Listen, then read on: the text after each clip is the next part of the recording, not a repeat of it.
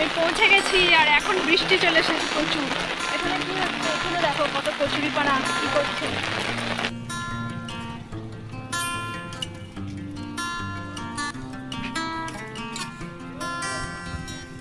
দেখো আমি পৌঁছে গেছি আর কি সুন্দর চারদিকে বৃষ্টি। দেখো দূরে যে সবুজ বিল্ডিংটা আছে।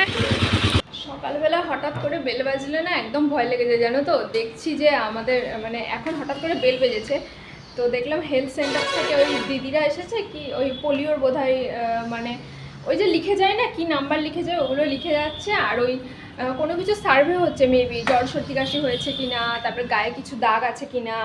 ওই যে আশা দিদিরা থাকে না, আশা ওয়ার্কার, তো উনি আসেন, তো ওনার সাথে তো একটা বেশ ভালোই সম্পর্ক হয়ে গেছে, কথাবার্তা বেশ ভালোই চলছে। তো আজকে অনেক সকাল সকাল চলে এসেছেন। আর ওনারা মানে সকালবেলা যদি বেল বাজে না, ধরো 9টার সময় সাধারণত আমাদের বাড়িতে কেউ আসে না, মানে অচেনা লোকই আসে, কারণ আমাদের রিলেটিভরা সব জানে আমরা এখন ঘুমন্ত অবস্থায় থাকি। তো যাই হোক হলো, ওনারা এলেন, ভাগ্যিস তাড়াতাড়ি উঠে পড়েছি, ড্রেসটাও চেঞ্জ করে নিয়েছি। জানো তো আমার এরকমই হয়, যেদিন আমি নাইটি ফাইটি পরে থাকি সেদিন আমার বাড়িতে রিলেটিভ আসে। তো ওই জন্য আমি এখন কি করি বলো তো, সকালে উঠে আগে চেঞ্জ করে নিই, নইলে এই নাইটি পরে থাকলে না কেউ যদি আসে বা কারোর সাথে কথা বলতে হলে ভীষণ খারাপ লাগে। তো আজকে দেখো ভাগ্যিস চেঞ্জ করে নিলাম, তারপরেই এলো ওই হেলথ সেন্টার থেকে। এখন আমার চাটা খাওয়া হয়নি। আজকে আর বেশি সময় নষ্ট করা যাবে না, অনেক টাইম হয়ে গেছে। চিকেন আছে, একটা পেঁয়াজ কেটে এই যে একটা দুটো নিয়ে যাই কেন, একটা পেঁয়াজ কেটে চিকেনটা আমি কষা বসিয়ে দিই। আর অল্প আদা রসুন আছে, আদাটা একটু গ্রেট করে দিয়ে দেবো, কারণ বেশি দেরি বসে বসে সময় নষ্ট করলে না শেষ দিকে অনেক দেরি হয়ে যায়। আর এদিকে আমি চিকেন ভিজিয়ে রেখেছি, দাঁড়াও দেখাচ্ছি। এই দেখো এখানে আমি পেঁয়াজও কেটে ফেলেছি, পেঁয়াজ কাটা আছে, এখানে চিকেনটা ভেজানো আছে। চিকেন এখনও ওঠেনি, এখন দেখা যাক কীভাবে ওঠে। ঝটপট করে রান্নাটা সেরে নিতে পারলেই আমার অনেক কাজ মিটে যাবে। যখন খুব বিজি ডে থাকে আমি একটু প্ল্যান মাফিক কাজ করার চেষ্টা করি। প্ল্যান বলতে আগে আমি ভাতটা বসিয়ে দিই, ভাতটা ফুটে যায়, তারপর আমি সমস্ত কিছু রেডি করি। তারপর দেখো এখন আমি রেডি করছি একটু আদা রসুন, যেহেতু চিকেন বানাবো আর আদা রসুন বাটাটা না একদমই নেই, তাই একটু থিতো করে নিলাম আমার ছোট্ট হামানদিস্তায়। আজ আমি খুব সিম্পলভাবে একটা চিকেন রেডি করব। যারা খুব তাড়াহুড়োর মধ্যে বাইরে যাচ্ছ অথচ বাড়িতে রান্না করে যেতে হবে, আর সেটা চিকেনই হতে হবে, মানে বাড়ির এমন পাবলিক তো অনেকে থাকে যারা চিকেন ছাড়া ভালো করে ভাত খায় না, আমার বাড়ির পাবলিকের মতো। তো তাদের জন্য তোমার মনের মতো করে এইরকম চিকেন রেডি করতে পারো। এতে কিন্তু বেশি তেলও নেই, বেশি মশলাও নেই, বাট টেস্টি। তো আমি একদম হালকা ফুলকা মশলায় আদা রসুনটা আমি থিতো করে নিয়ে এটা রান্না করছি। প্রথমে আমি পেঁয়াজটা ভেজে নিলাম, তারপর আমি মাংসটা দিয়ে দিলাম। মাংসটা একটু হালকা সাঁতলে নিয়ে আমি লবণ অ্যাড করব, আর তার মধ্যে অ্যাড করব আদা রসুনের থিতো ভাব মানে জিনিসটা আর সমস্ত মশলা। তারপর ঢাকা চাপা দিয়ে হালকা হাতে কষাতে থাকবো যতক্ষণ না সেই যে অল্প তেলটা দিয়েছি সেটা ছেড়ে দেয়। রান্নাটা আমার মোটামুটি অনেকটাই এগিয়ে গেছে, আর কোনো টেনশন নেই। এই চা করবো নাকি কি খাবে আজকে, চা টোস্ট? ফল তো নিয়ে আসা হলো না। তোমাদের দাদাভাই না এত কুড়েমি করছে, না বাজার যাচ্ছে না কিছু করছে, আমার বিরক্ত লেগে যাচ্ছে। এরপর যদি না যাই তাহলে একটা স্টেপ নিতে হবে, আর কিছু করার নেই, বুঝতে পারলে। এখন আমার রান্নাটা মানে চিকেনটা আমি কষাচ্ছি, ভাত ফুটিয়ে রেখেছি, ওকে চাটা আজকে চিকেন আর ভাত।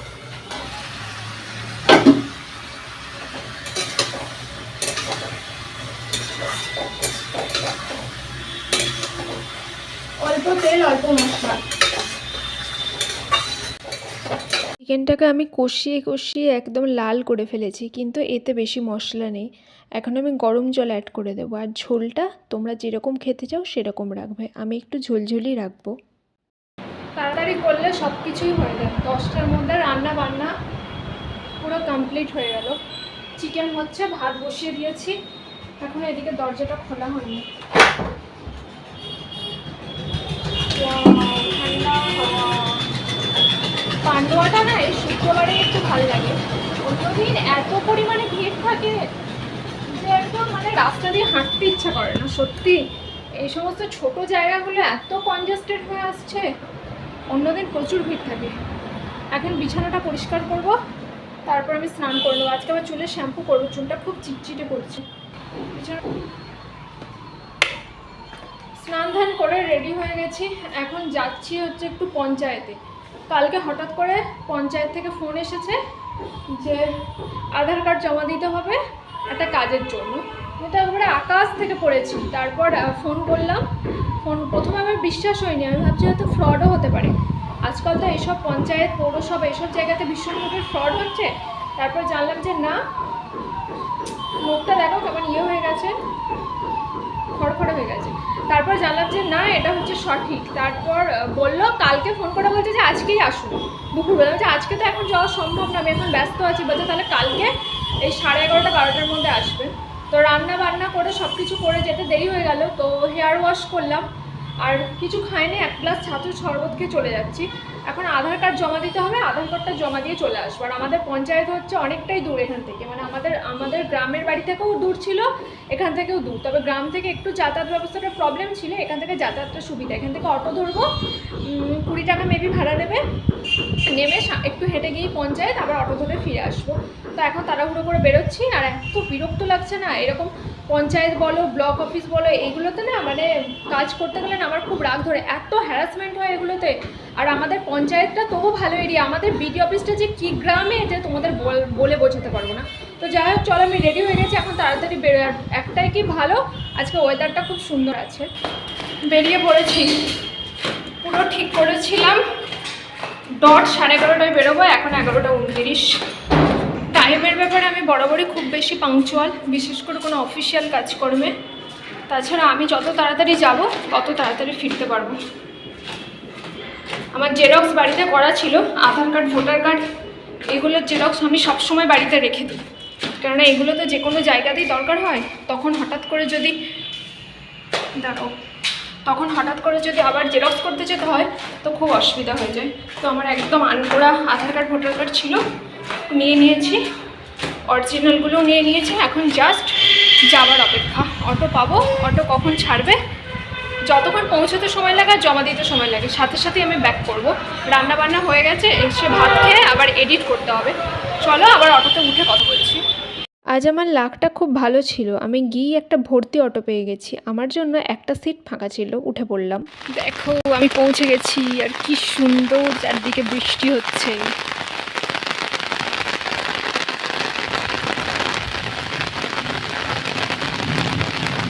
এই রাস্তাটা হচ্ছে আমাদের পঞ্চায়েতে যাওয়ার রাস্তা।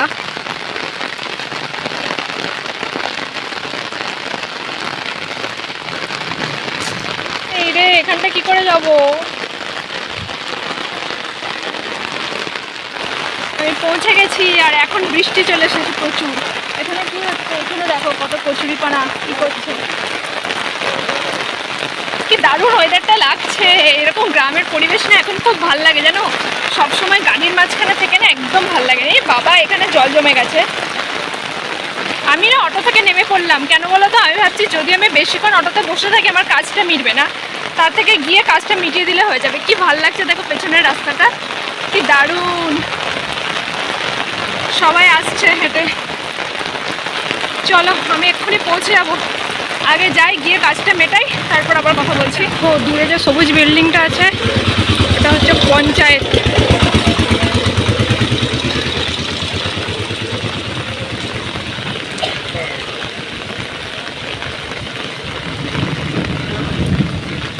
এই দেখো, এটা হচ্ছে পঞ্চায়েত।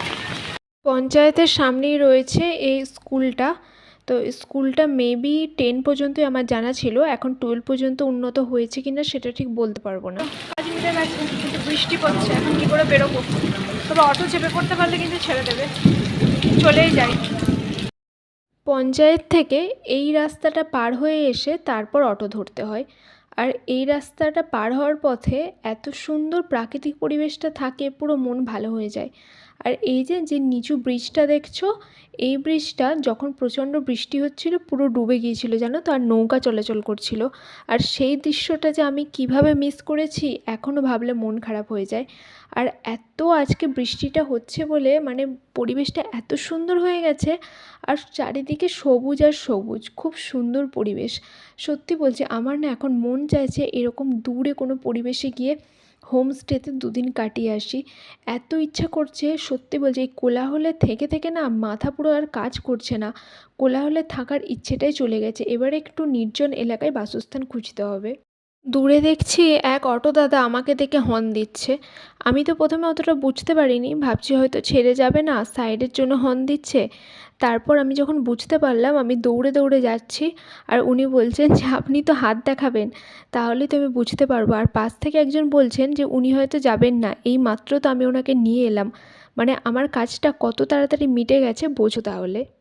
5 তলা থেকে নিচে নামা অনেক কঠিন কাজ। নেমেছি যখন, একবারে ফল কিনে নিয়ে বাড়ি ফিরলাম। বাড়িতে এসে যেই পা রেখেছি, তুমুল বৃষ্টি, আর কি যে বাজ পড়া, বাপরে বাপ! আমার তো মানে পুরো মনে হচ্ছে কড়কড় কড়কড় করে বাজ পড়ছে। সব বন্ধ করে দিয়েছি, ফ্রিজের তার খুলে দিয়েছি, এখন একটু কমলো। জানলা ফানলা সব বন্ধ করে দিয়েছিলাম। এখনও বৃষ্টি হচ্ছে, মানে কি যে বৃষ্টি সে বলার কথা না। অনেক দিন পর এরকম হলো। বৃষ্টির থেকেও বড় কথা, তার থেকে বেশি হচ্ছে বাজ পড়া। বাজ পড়লে বেশি ভয় লাগে। আর ফল টল ছিল না, বললাম না, ফল টল সব কিনে আনলাম, এই যে এখানে আছে। আর এখন হচ্ছে খাবো। তোমাদের দাদাভাইয়েরও স্নান হয়ে গেছে, কাপড় জামা কাচা হয়ে গেছে, রান্না বান্না তো করাই আছে। তো এখন ভাত খেয়ে নেবো। আর ফ্রিজের তার খুলে দিয়েছিলাম, এই যে পড়ে আছে দেখতে পাচ্ছ। এখন ফ্রিজটাও অন করে দিতে হবে। ওকে বলি ফ্রিজটা অন করে দিতে। এই ফ্রিজটা অন করে দাও, নাহলে জিনিসপত্র খারাপ হয়ে যাবে। চলো এখন আমি ড্রেস চেঞ্জ করি। আর যা রান্না করেছিলাম সেটা তো তোমাদের দেখিয়েছি, চিকেন আর ভাত, আলাদা করে দেখাবার কিছু নেই। এখন ভাত ফাত খেয়ে একটু রেস্ট নেবো, খুব ঘুম পাচ্ছে। আর আজকে কাজ আমার খুব তাড়াতাড়ি মিটে গেছে, ওই জন্য না একদমই সময় লাগেনি। তবে আমি জাস্ট বাড়িতে এসে ঢুকেছে, ঝড় বৃষ্টি শুরু হয়েছে, নাহলে আমি অনেক বড় বিপদে পড়ে যেতাম। Good evening everyone. আবার অনেকক্ষণ পর তোমাদের সামনে এলাম। তো তারপর তো খাওয়া দাওয়া করে রেস্টই নিচ্ছিলাম। রেস্ট বলতে শুধু রেস্টই, ঘুম টুম কিছুই হয়নি। এখন উঠলাম, একটু চা খেলাম। আর দুপুরবেলায় যে কাপড়গুলো কাচা হয়েছিল না, ওই কাপড়গুলো মেলা হয়নি, তো এখন ওই কাপড়গুলো মেললাম। তো কাপড়গুলো মেলা হয়ে গেল, আরও অনেক কাপড় আছে যেগুলো কাচা হয়নি। টুকটাক কাজ করলাম। আর আজকে বাবারে কি বৃষ্টি, আর প্রচণ্ড বজ্রবিদ্যুৎ সহকারে বৃষ্টি যাকে বলে। আর আমি তো আজকে পঞ্চায়েতে গেছিলাম, জানো তো, যে রাস্তাটা দিয়ে যাচ্ছিলাম ওই রাস্তাটা তো আমাদের মানে জলভাত ছিল। যখন কলেজে পড়তাম, কলেজে বলবো না, যখন কলেজে পড়তাম তখন ওই রাস্তাটা দিয়ে যাতায়াত করা যেত না। কিন্তু যখন ধরো আমি ইউনিভার্সিটি কমপ্লিট করেছি, তার ইউনিভার্সিটিতে যখন পড়ি তখন থেকে ওই রুটটা চালু হলো। কিন্তু প্রথম প্রথম না একটু অচেনা রুট ছিল, আমার একটু ভয়ও লাগতো যে ঠিকভাবে সব কিছু পাবো কি পাবো না। কিন্তু তারপর খুবই জলভাত হয়ে গেল। আমাদের বাড়ি থেকে ওই রুটটা ধরে আসলে পান্ডুয়া কাছে হয়, কিন্তু দুটো অটো চেঞ্জ করতে হয়। তো মাঝে মাঝে আবার একটু অসুবিধাও হয়েছে, তো কিন্তু যোগাযোগ ব্যবস্থাটা ভালো ছিল। তো ওইসব করতে গিয়ে আজকে যখন যাচ্ছিলাম খুব ভালো লাগছিল, আর খুব কথাগুলো মনে পড়ছিল। আর একটা জিনিস কী লাগছিলো বলতো, অনেক দূর লাগছে, মনে হচ্ছে বাবা কত দূর, অথচ বেশি দূরই না। তো যাই হোক, কাজকর্ম তো সব কিছু হয়েই গেল। আজকের দিনে যা রান্না করে গেছিলাম সেই রান্নায় আছে, রাতে শুধু ভাত বসাবো। তোমাদের দাদাভাই বেরিয়ে গেছে, ও চাটা কিছু খেয়ে যায়নি, আমি একাই চা খেলাম। একটু বিস্কিট ফিস্কিট সব যা ছিল একটু একটু করে কৌটোতে কৌটোতে ছিল, ওগুলো সব এক কৌটে রাখলাম। তারপর নতুন একটা বিস্কিট ঢাললাম। আর এসে সেই যে চেঞ্জ করেছি, আর না জামা টামা পরিনি, কারণ যেহেতু লাইভ করবো না তাই ভাবছি একটু কমফোর্টেবল কিছুই পরে থাকি, তার জন্য এটাই পরে আছি। আর একটু পরে আবার ভাত বসাবো। সন্ধ্যাবেলা জামা কাপড় আয়রন করার কাজ হয়তো আমার ব্লগে আমি খুবই কম দেখিয়েছি। বিশেষ কোনো জায়গায় না গেলে আমি সাধারণত সালোয়ার কামিজ বলো, শাড়ি বলো আয়রন করি না। আমি জানি না কেন, ছোটো থেকে এই অভ্যাসটা আমার একদমই নেই, আর খুবই বিরক্ত লাগে। কাল আমি যাচ্ছি এক বিশেষ জায়গায়, যদি সাকসেস পাই অবশ্যই তোমাদেরকে জানাবো। আর যদি অবশ্যই সফল হয়ে মানে কাজটা ঠিকভাবে করে আসতে পারি, তাহলে একটা বিগ অ্যানাউন্সমেন্টের মাধ্যমে আমার ইউটিউব ফ্রেন্ডদের জানাবো। জানি আমার বন্ধুর সংখ্যা খুবই কম, তবুও যে কজন আমাকে ভালোবাসো তারা অবশ্যই আমাকে অ্যাপ্রিসিয়েট করবে, আমি জানি। কেননা এই ব্যাপারে অনেক আগেই তোমাদের সঙ্গে কথা হয়েছে। ততক্ষণ পর্যন্ত আমাকে সবাই আশীর্বাদ